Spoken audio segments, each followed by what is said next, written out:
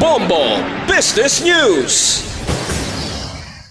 Kabombo, ginpatuman epektibo subong aga ang panibago nga pagsaka sa presyo sang produktong petrolyo. Sa liwat, may price hike subong aga sa diesel. Nagsaka ina sang 2 pesos and 82 centavos per liter. Sa liwat sa diesel, nagsaka ang presyo sang 2 pesos kag 82 centimos kada litro. Sa gasolina, mayara sang price hike nga 1 peso and 21 centavos per liter. Sa liwat, gasolina may pagsaka sa presyo nga piso kag 21 centimos kada litro. Sa kerosene, may ara sang rollback. Sa liwat sa kerosene, may pagnubo nga 2 pesos and 21 centavos per liter. May pagnubo nga 2 pesos kag 21 centimos sa kada litro. Bangod sila nga adjustment, yari na kabombo ang price range o kunang tupan sang presyo sa bunga semana. Sa diesel, yara ang presyo sa 69 pesos and 97 centavos, tubtub sa 92 pesos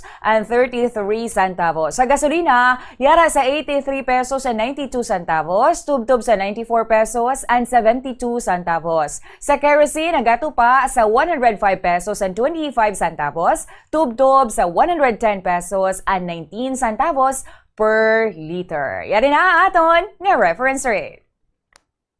Bombo Foreign Exchange Update is brought to you by Quinbank Business Banking.